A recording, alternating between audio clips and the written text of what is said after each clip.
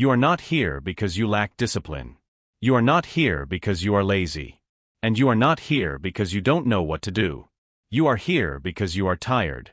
Tired of trying to change everything at once. Tired of starting strong and fading quietly. Tired of carrying the same thoughts, the same reactions, the same internal weight, day after day, while the outside of your life barely changes. Most people mistake this state for failure. But it isn't failure. It's fatigue. Mental fatigue. Emotional fatigue. The kind that comes from constantly negotiating with yourself, constantly restarting, constantly wondering why change feels harder than it should. You've probably been told that you need more motivation, more drive, more intensity. But intensity is not what's missing. What's missing is containment. You don't need your entire life to change. You don't need a new personality. You don't need to become someone else overnight. The truth most people avoid is this: lasting change doesn't come from force. It comes from repetition under calm conditions. Right now, your old self isn't holding you hostage. Your old patterns are. Patterns of distraction. Patterns of avoidance. Patterns of reacting instead of choosing. And those patterns weren't built in a day. They were built slowly, quietly, repeatedly. Which means they don't need to be destroyed. They need to be replaced. Not all at once. Not aggressively. But deliberately. This audiobook isn't about fixing your life. It isn't about becoming productive. And it isn't about pushing yourself harder. It's about identity training. One protected hour a day. Not to hustle. Not to escape. But to step out of automatic living. An hour where you are no longer reacting to the world. An hour where you are not performing for anyone. An hour where your nervous system can finally slow down enough to change direction. Most people live their lives inside urgency. Messages. Deadlines. Noise. Everything feels important, so nothing truly is. But importance doesn't shout. It waits. And this hour, this single quiet hour, is where importance begins to separate itself from urgency. You don't rise above your old self by rejecting it. You rise by outgrowing it. By creating a small, consistent space where the old patterns cannot follow. Where they weaken simply because they are no longer being fed. This is not a challenge. It's not a test. And it's not something you have to prove. It's an invitation into a slower kind of power. The kind that doesn't announce itself. The kind that becomes obvious only after it's already taken root. Over the next while, you won't be asked to do more. You'll be asked to notice more. To stay a little longer. To return, even when you drift. Nothing here will demand urgency from you. Because who you are becoming does not require pressure. When you're ready, we'll begin by looking at the quiet power of 1 hour, and why it's enough. Just enough. Chapter 1. The Quiet Power of 1 Hour. Most people don't realize how much pressure they place on change before it ever begins. They imagine transformation as something loud, visible, demanding. They picture early mornings, rigid routines, complete lifestyle overhauls. And somewhere inside that image, their nervous system already resists. Not because the change is wrong, but because it feels unsafe. The truth most people avoid is this: the mind does not change under threat. It changes under consistency. This is why extreme routines fail so quietly. They ask the nervous system to abandon familiarity too quickly. They demand urgency from a system that is already tired. You've likely tried this before. Doing too much. Too fast. Trying to become disciplined through force. And when it didn't last, you probably blamed yourself. But this wasn't a character flaw. It was a design problem. 1 hour a day works because it doesn't threaten who you are. It doesn't ask you to become someone new overnight. It asks you to step slightly outside your automatic self, briefly, calmly, consistently. The old self survives on chaos and urgency. It reacts. It rushes. It moves from one demand to the next without ever stopping long enough to choose. The new self begins in containment. An hour is small enough to feel safe, but large enough to carry weight. Inside 1 hour, the mind starts to behave differently. Not because you're forcing it, but because it finally has space. Most people think change happens through action. But identity shifts through environment. And this hour is an environment. A space where urgency doesn't get to speak first. Where distraction loses its grip. Where you are no longer negotiating with every impulse. You are not using the hour to escape life. You are using it to step out of reaction. This distinction matters. Because urgency trains the mind to stay shallow. Importance trains the mind to slow down. Urgency asks, what needs attention right now? Importance asks, what direction am I reinforcing? The old self is built entirely on urgency. Messages feel important. Emotions feel urgent. Discomfort feels like an emergency. But importance is quieter than that. Importance doesn't demand. It waits until you are still enough to notice it. This is why the hour must be protected. Not aggressively, but intentionally. When you return to it, day after day, you are teaching your mind something new. You are teaching it that not everything requires a reaction. That not every feeling needs immediate relief. That not every thought deserves obedience. This is how identity begins to rewire.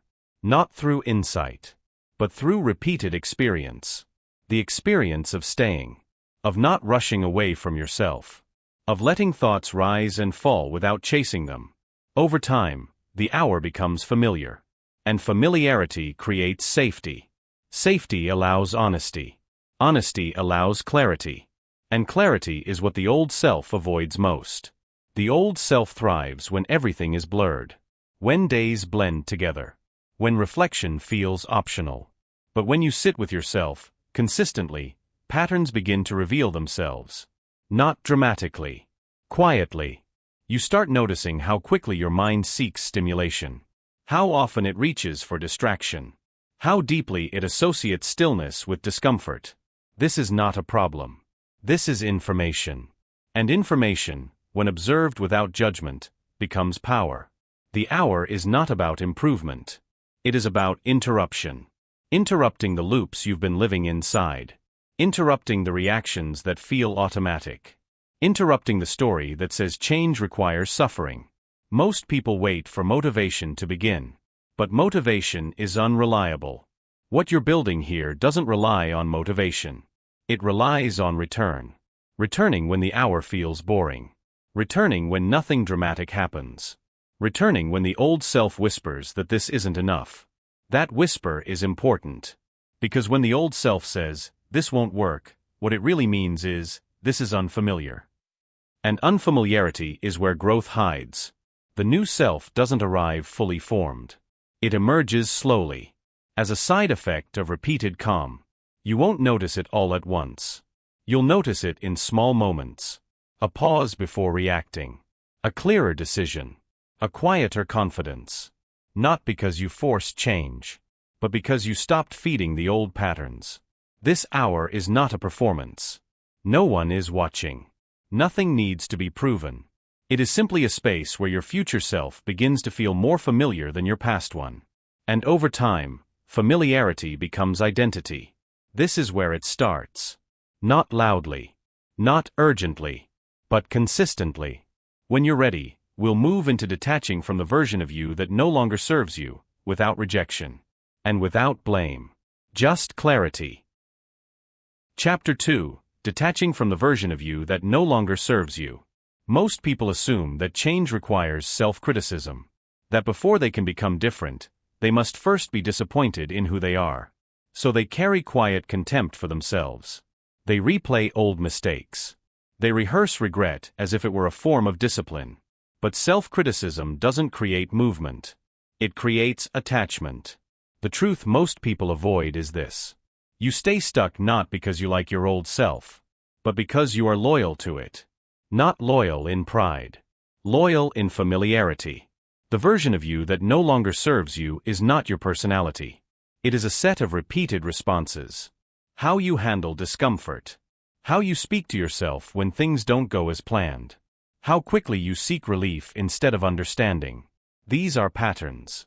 And patterns feel like identity only because they've been repeated for so long. The mind confuses repetition with truth. So when you imagine letting go of the old self, it can feel like erasing yourself. Like losing something essential. But nothing essential is being removed. What you are releasing is not who you are. It's how you've been coping. Most people don't realize how deeply the old self is tied to survival. At some point, these patterns protected you. Avoidance kept you safe. Distraction kept you functioning. Emotional shutdown kept things manageable. And because they once worked, the mind holds on to them, even when they no longer fit. This is why force doesn't work here. You cannot shame yourself out of a survival pattern. You cannot hate yourself into becoming free. Detachment is not rejection. It is recognition. Recognition that a behavior once made sense. Recognition that it no longer does. And recognition that you are allowed to move on without punishment. Most people stay loyal to who they used to be because they confuse behavior with identity. They say, "This is just how I am," when what they really mean is, "This is what I'm used to doing." But identity is not behavior. Identity is the direction you repeatedly return to. And this hour, this quiet, protected hour, is where that direction begins to shift. Inside the hour, you start observing instead of obeying. You notice the impulse to check out, the urge to fill silence, the reflex to avoid discomfort. And instead of judging it, you let it pass. This is how detachment begins. Not by cutting ties dramatically, but by loosening them gently. Each time you notice a pattern without acting on it, you create a small gap. And inside that gap, choice appears. The old self thrives in immediacy. It reacts before you are aware. The new self grows in delay, in the pause between impulse and action. This pause is uncomfortable at first. Discomfort doesn't mean something is wrong. It means a habit is weakening. Most people mistake this discomfort for failure. They think, "This isn't working. I feel worse." But what you're feeling is the absence of numbing, the absence of automatic escape. That feeling is clarity. And clarity can feel sharp when you're not used to it. Letting go without self-hatred means allowing clarity without narrative. You don't need to explain yourself. You don't need to justify your past. You don't need to punish yourself for repeating old cycles. You simply stop reinforcing them. Every time you return to the hour, you reinforce a different identity. Not an imagined future version, but a present one. Someone who notices. Someone who pauses. Someone who doesn't confuse patterns with personality. This is why the shift is quiet. There is no dramatic break. No declaration. No moment where the old self disappears. There is only repetition. The repetition of choosing awareness over reaction. The repetition of allowing discomfort without escaping it. The repetition of returning, even when the mind wants familiarity instead. Over time, loyalty shifts. Not because you rejected who you were, but because who you are becoming feels more stable. And stability always outgrows chaos. The old self fades not through conflict, but through neglect. When you stop feeding a pattern, it loses its authority. And what remains is not emptiness. What remains is space. Space to respond instead of react. Space to choose instead of repeat. Space to become without force. This is not an ending. It's a separation. A quiet one. And once separation begins, direction becomes possible. Chapter 3. Choosing the hour that changes everything. Most people believe the power of the hour comes from what they do inside it. They focus on the activity, the structure, the method. But the truth most people avoid is simpler than that. The hour doesn't change you because of its content. It changes you because of its placement. Where the hour sits in your day matters more than how impressive it looks. The old self lives on autopilot. T moves through time without awareness. Morning blends into afternoon. Afternoon dissolves into night. Days pass, but direction doesn't change. Choosing an hour interrupts that drift. Not every hour carries the same psychological weight. Some hours are already crowded. Others are quieter. The right hour is not the most disciplined one. It's the one you can return to without resistance. This is where most people sabotage themselves. They choose an hour that looks powerful. Early morning. Late night. A time that signals seriousness. But seriousness is not the goal. Sustainability is. The mind resists what feels imposed. It cooperates with what feels respectful. This is why energy matters more than time. There are moments in your day when your attention is naturally steadier. Moments when the noise hasn't fully arrived yet. Or moments when the world has finally slowed down. These moments already exist. You don't need to create them. You need to notice them. The old self ignores energy. It runs on obligation. The new self listens to energy. It works with what's available. This doesn't mean you wait for perfect conditions. It means you stop fighting yourself unnecessarily. A non-negotiable hour does not mean a harsh one. It means an agreed-upon return. An understanding you have with yourself that says, "This is where I come back to center." Not to perform. Not to fix. But to be present without interruption. Protecting the hour doesn't require confrontation. It requires clarity. You don't need to explain it to anyone. You don't need to justify it. You don't need to defend it. The moment you start negotiating the hour with the outside world, it loses its function. This hour is not for output. It is for orientation. It tells your nervous system when it can stop scanning, when it can stop reacting, when it can slow down enough to reorganize. Distraction feels strongest right before structure appears. Most people interpret this as a sign they chose the wrong hour. But resistance doesn't mean misalignment. It means the pattern is being interrupted. The old self survives by staying busy, staying occupied, staying stimulated. Stillness threatens it. So when you sit down during the hour and feel the urge to check, scroll, or escape, nothing is going wrong. The opposite is happening. You are witnessing the old pattern without feeding it. This is why the hour must remain gentle. If it becomes another task to complete, another performance to manage, it will collapse under its own weight. The hour works because it is the one space in your day where nothing is required of you. Not improvement. Not productivity. Not progress. Just presence. And presence is not passive. It is the most direct form of engagement. Over time, your mind begins to associate this hour with safety. And safety allows depth. Depth allows insight. Insight allows redirection. But none of that can be forced. It emerges because you return. Again. And again. And again. Even when the hour feels empty. Even when nothing happens. Even when the old self insists this is a waste of time. Wasted time is unconscious time. Not quiet time. This hour is where unconscious patterns become visible. And what becomes visible can no longer run your life unseen. Eventually, the hour stops feeling like something you schedule. It starts feeling like something you miss when it's absent. Not because it's productive, but because it's stabilizing. And stability is addictive in the best way. This is how the hour changes everything. Not by demanding more of you, but by asking less. Less reaction. Less urgency. Less noise. And in that reduction, direction begins to emerge. Chapter 4. What you do in the hour matters less than how you show up. Most people enter the hour already evaluating themselves. Am I doing this right? Am I using the time well? Should I be reading, writing, planning, fixing?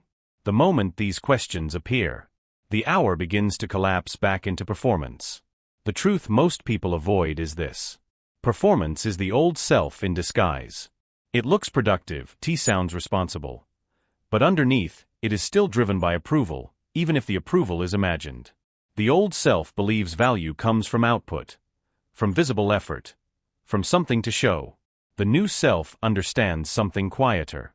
How you show up shapes identity faster than what you produce. Presence changes the nervous system. Productivity only rearranges the surface. This is why stillness feels so uncomfortable at first. Stillness removes the distractions that allow you to avoid yourself. Reveals the habits of your attention. Restlessness. Mental noise. The urge to fill space. None of these are problems. They are evidence. Evidence of how often your mind has been trained to move away from the present moment. When you sit in the hour and feel the pull to do something, anything, you are meeting the old conditioning directly. And this is where most people misunderstand progress. They assume that discomfort means something is wrong. That boredom means the hour is being wasted. That ease would mean success. But ease is a byproduct, not a starting point. Consistency is what matters here, not intensity. Intensity belongs to the old model of change, the one that burns hot and fades quickly. Consistency belongs to identity. Identity is built through repetition under low emotional pressure. This is why showing up calmly, even imperfectly, matters more than showing up powerfully. The hour is not asking you to focus harder. It's asking you to stay longer, to remain when your mind wants to escape, to notice when attention drifts without punishing yourself for it. This is not passive. This is training. Each time you notice distraction and return, you strengthen the same mental muscle, the muscle of choice. The old self reacts automatically. The new self chooses deliberately. That choice does not need to be dramatic. Often, it is nothing more than staying seated, keeping your phone out of reach, letting a thought pass without following it. These moments seem insignificant. They are not. They are identity moments. Most people don't change because they are waiting for motivation. But motivation is emotional. It rises and falls. Identity is behavioral. It's what you do when no one is watching, when nothing exciting is happening, when there is no reward at the end. This is why pressure is dangerous here. The moment the hour becomes something you have to use properly, it loses its grounding effect. Pressure triggers the same nervous system response that created the old patterns in the first place. Urgency, self-judgment, avoidance. The new self does not grow under those conditions. It grows in neutrality, in showing up without expectation, in allowing the hour to be what it is. Some days, the hour will feel deep. Other days, it will feel dull. Both are necessary. Depth teaches insight. Dullness teaches discipline. Not the loud kind of discipline. The quiet kind. The kind that returns without drama. Over time, something shifts. You stop asking whether you're doing enough. You stop monitoring yourself so closely. You stop trying to extract value from every moment. And in that release, value appears. Your attention steadies. Your reactions soften. Your internal pace slows. Not because you forced it, but because you stopped interfering with it. This is what it means to show up differently. Not more aggressively. Not more intensely. More honestly. The old self needs stimulation to feel alive. The new self feels alive in stillness. And once that shift happens, you don't need to convince yourself to return to the hour. You return because it feels like alignment. Like coming back to yourself instead of running away. This is where the hour stops being something you manage and starts becoming something you inhabit. And when that happens, the internal dialogue begins to change.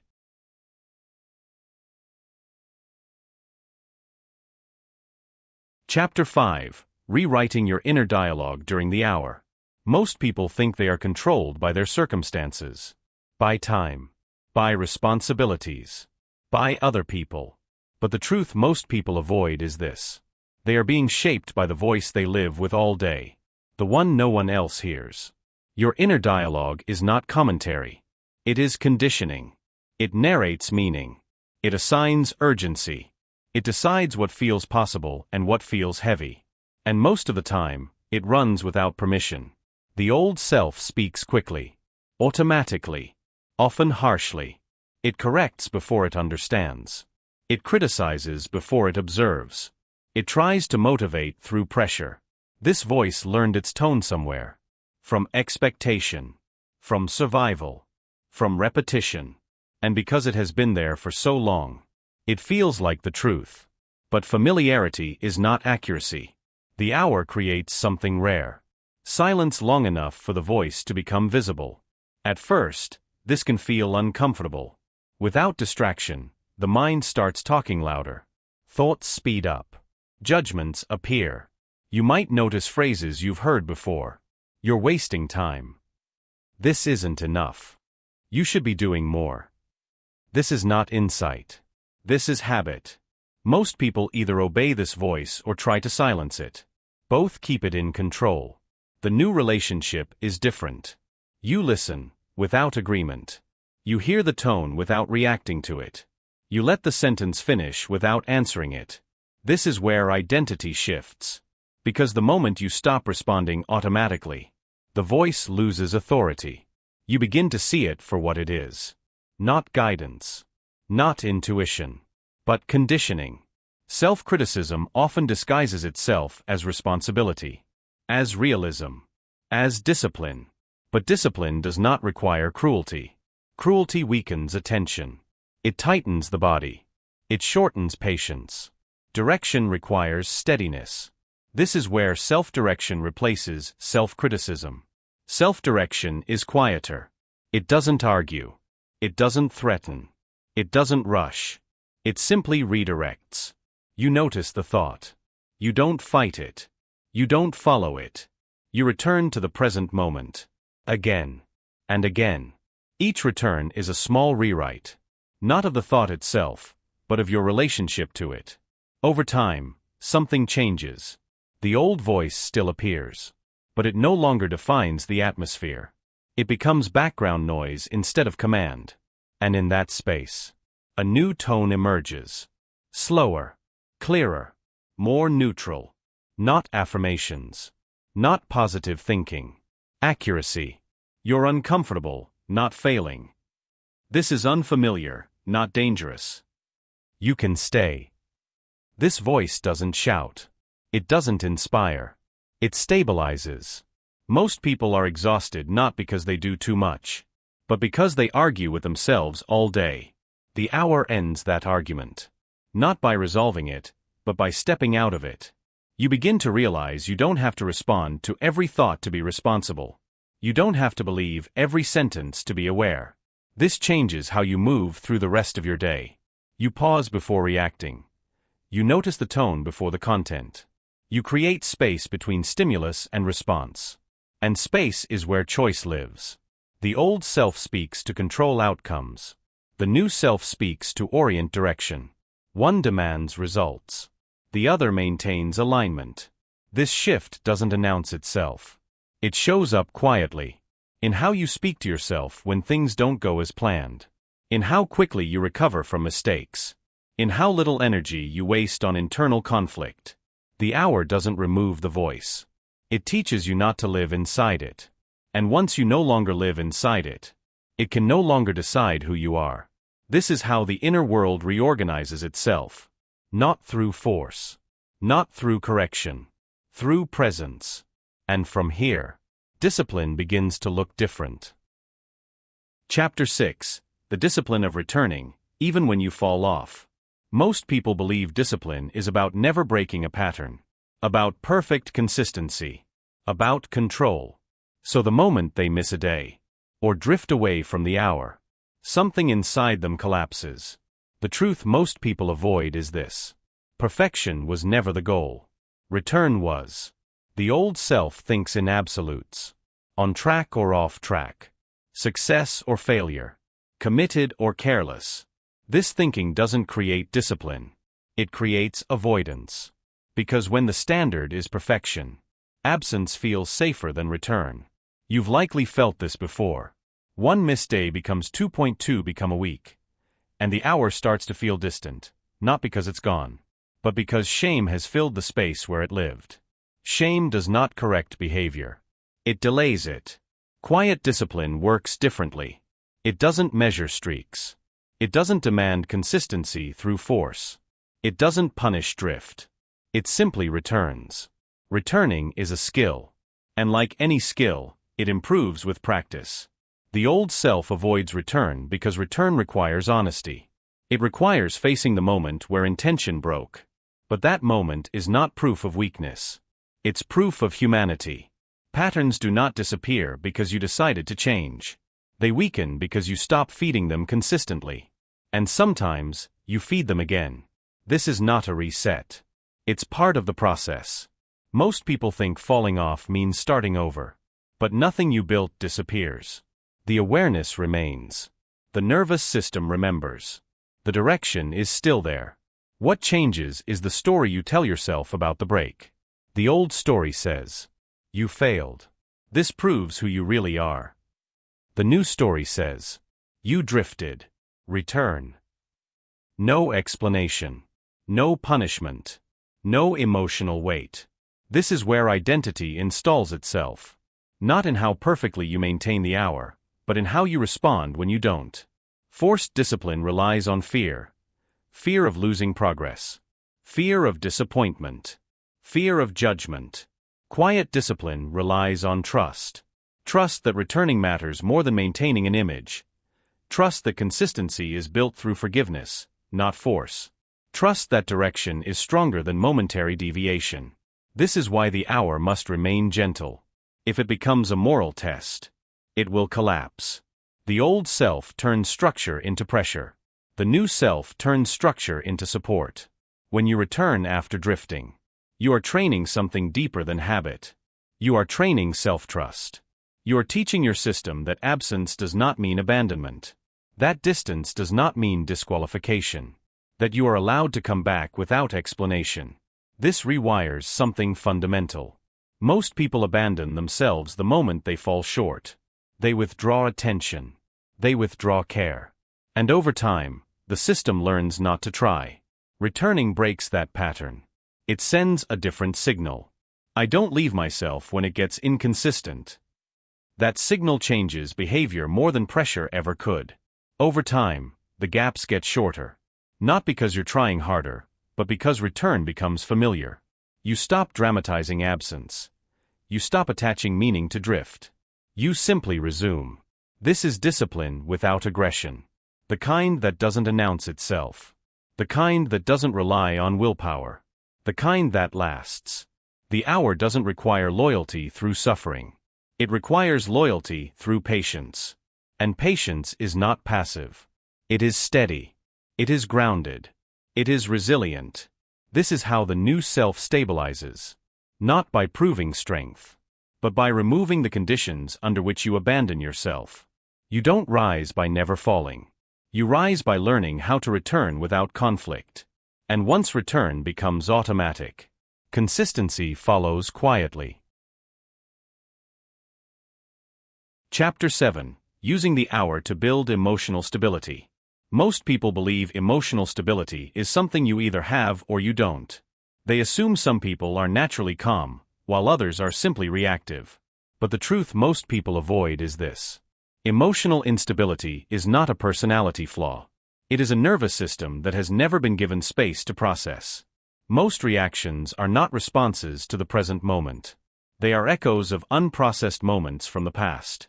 When life moves too fast, emotions don't disappear. They accumulate. They settle into the body. They hide behind irritation, numbness, distraction, and fatigue. The old self survives by escaping this accumulation. Scrolling. Staying busy. Staying stimulated. Not because it's weak, but because it was never taught how to stay. The hour changes that. Not by forcing emotional work, but by removing the exits. When you sit in the hour without distraction, emotions begin to surface on their own. Not dramatically. Subtly. A tightness in the chest, a restlessness in the body. A quiet sadness with no obvious story attached. Most people interpret this as something going wrong. It isn't. This is what regulation feels like before it feels like calm. Emotional stability does not come from controlling emotions. It comes from allowing them to complete their cycle. Emotions are not problems to solve. They are signals that need space. The old self reacts to emotion immediately. It tries to fix it, distract from it, explain it away. The new self allows emotion to exist without urgency. This is where power begins to form. When you stop reacting to emotion as if it's an emergency, your system learns that sensation is survivable. This is not intellectual. It's physiological. Each time you stay with an emotion without escaping it, you teach your nervous system something new. You are safe to feel this. You don't need to run. This will pass. And it does. Not because you forced it to leave, but because you allowed it to move. This is why silence matters inside the hour. Silence is not emptiness. It is processing. When you journal, reflect, or sit quietly, you are not trying to understand everything. You are letting the system discharge what it's been holding. Most people avoid silence because silence brings awareness. And awareness brings sensation. But sensation is the gateway to stability. Without it, emotions leak out sideways, as overreactions, withdrawal, irritability, or exhaustion.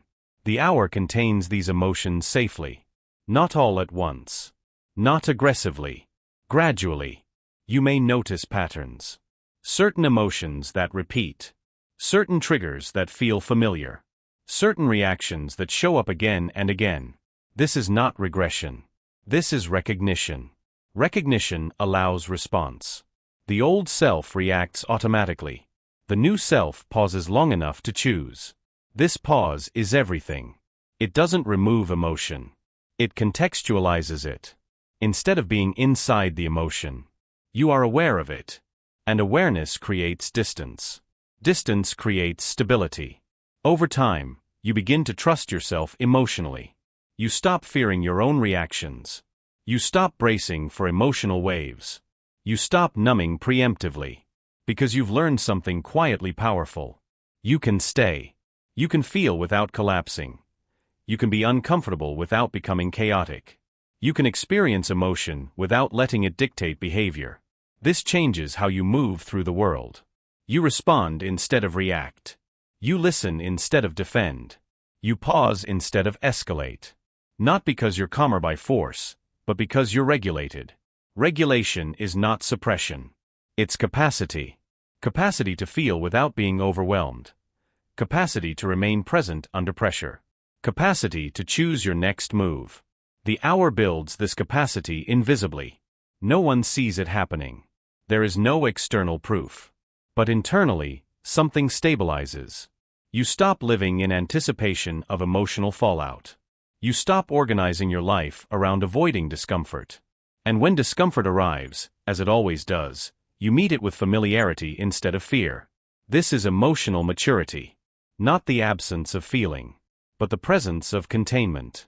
The old self needed distraction to survive emotion. The new self uses presence. And presence doesn't shout. It grounds. This is how the hour becomes a place of emotional recalibration. Not dramatic. Not intense. Just steady. And when emotional stability takes root, identity begins to shift in ways that are almost invisible. Chapter 8: The Invisible Identity Shift. Most people expect change to announce itself. They wait for a moment of certainty. A surge of confidence. A visible turning point. But the truth most people avoid is this. The most important changes are quiet. They happen beneath behavior, beneath language, beneath conscious awareness.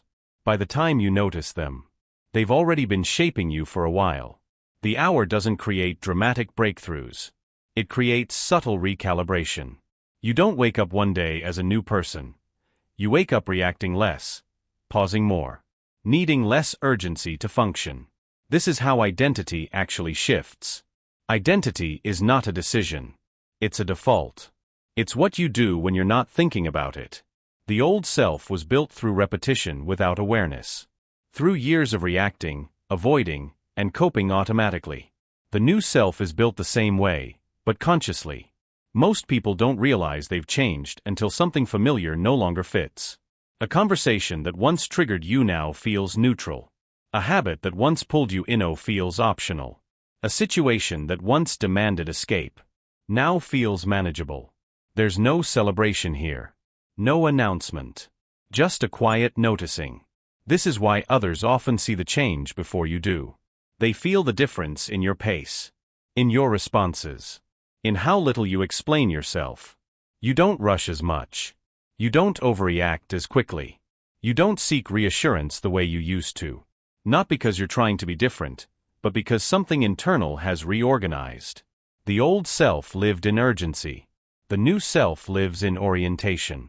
Orientation doesn't ask, what feels good right now? It asks, what direction am I reinforcing? And this question begins to answer itself automatically. You start choosing based on alignment instead of relief. You stop negotiating with every impulse. You stop needing immediate resolution to feel okay. This shift is invisible because it's not performative. There's nothing to show. Nothing to prove. In fact, the more you look for proof, the more you miss the evidence. The evidence is in how little effort it takes now to stay grounded. The hour has trained your system to recognize stability. So when chaos appears, your system doesn't cling to it. It recognizes it as temporary. Most people crave validation during this phase. They want confirmation that they're changing, that this is working, that they're not imagining it. But identity doesn't solidify through validation. It solidifies through repetition. This is why trusting the process matters here.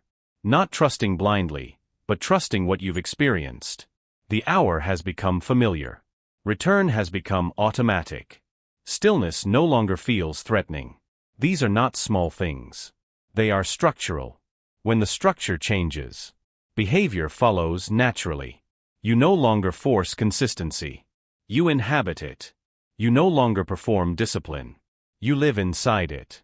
And because this shift happens quietly, the old self doesn't resist as strongly. There's no dramatic confrontation. No internal battle. The old patterns simply lose relevance. They don't disappear all at once. They fade. Like a habit you forget to maintain because it no longer serves you. This is the invisible identity shift. Not an upgrade. Not a reinvention. A realignment. You're not becoming someone new. You're becoming someone less fragmented, less reactive, less scattered, less driven by unconscious momentum, and more steady. This steadiness is not exciting. It's grounding. It doesn't seek attention. It doesn't announce itself. It just becomes the way you move. And once this happens, the old self will attempt something predictable. It will try to pull you back, not through force, but through comfort. Chapter 9. When the old self tries to pull you back. Most people expect resistance to show up at the beginning. As doubt. As inconsistency. As hesitation. But the truth most people avoid is this. Resistance becomes quieter as you grow. It doesn't block you. It invites you. The old self rarely tries to stop you directly. It waits until you're steadier, more regulated, less reactive. Then it offers comfort, familiar thoughts, old habits, soft excuses. Just this once. You've earned it. You're already doing well. This is not sabotage in the dramatic sense. It's nostalgia. The old self is built on familiarity, not logic, not truth. So when your identity begins to shift, it doesn't argue. It reminds. Reminds you of who you used to be. Of how easy it was to not care. Of how comfortable it felt to stay shallow. Comfort is powerful. Not because it's good, but because it's known. Most people return to old patterns not because they fail, but because they underestimate familiarity. Familiarity feels safe, even when it limits you. The old self doesn't say, "Go back." It says, "Why not relax? Why not slow down? Why not stop trying so hard?" And on the surface, these sound reasonable. But listen closely. The new self is not trying hard. It is simply present. So when comfort pulls you away from presence, that's the signal. This is where recognition matters. You don't fight the pull. You don't shame it. You don't dramatize it. You notice it.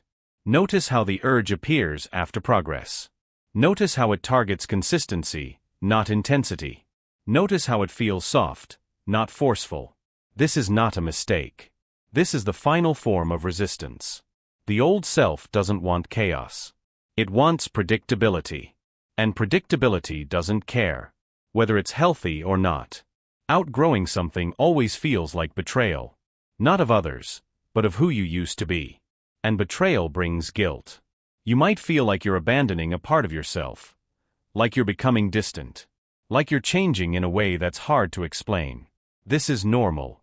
Growth creates distance. Distance creates discomfort. But distance also creates clarity. The environments, conversations, and routines that once felt neutral may now feel heavy. Not because they're wrong, but because you're no longer oriented toward them. The old self tries to pull you back into these spaces because they require less presence, less awareness, less responsibility. But responsibility doesn't mean burden. It means ownership.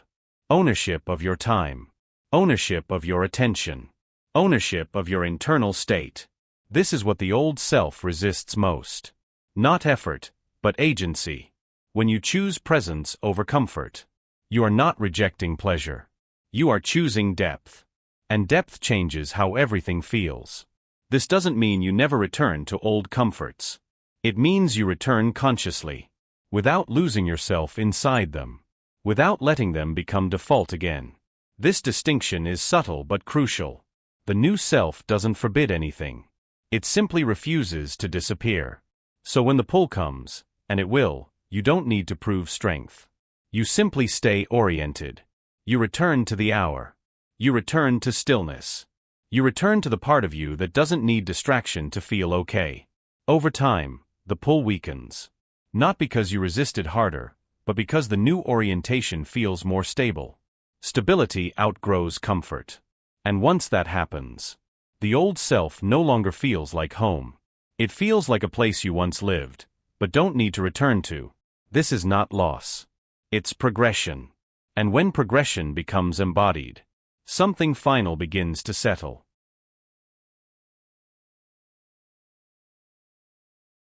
Chapter 10. Becoming someone who no longer needs to escape. There comes a point where effort fades from the process. Not because growth is complete, but because resistance has lost its grip. The truth most people avoid is this. Escape is not a habit.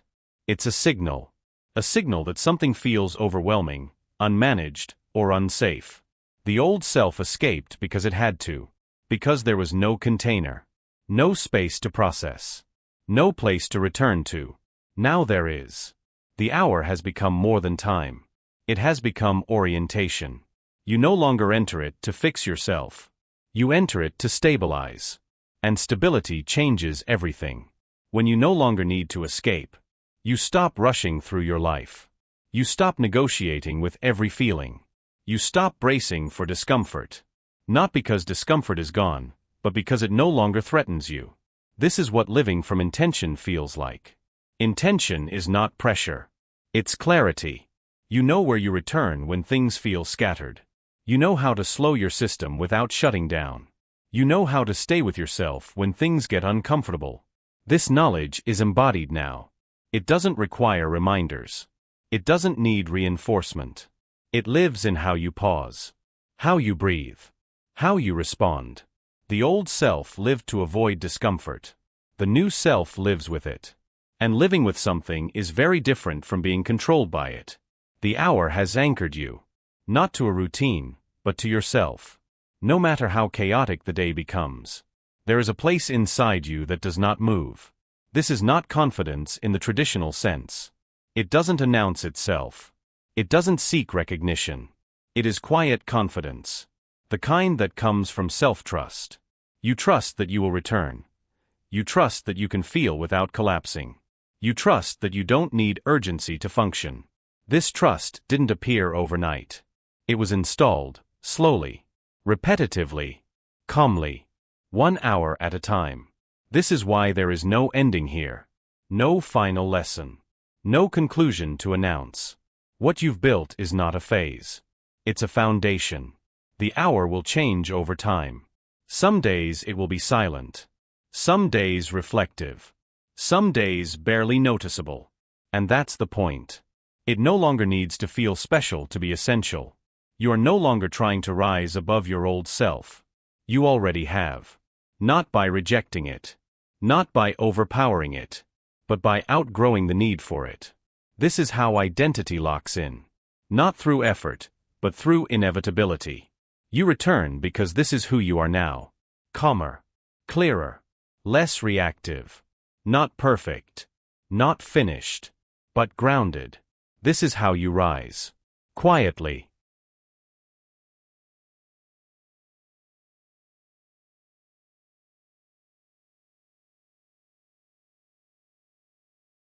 You don't need to hold on to every word you heard here. Nothing needs to be memorized.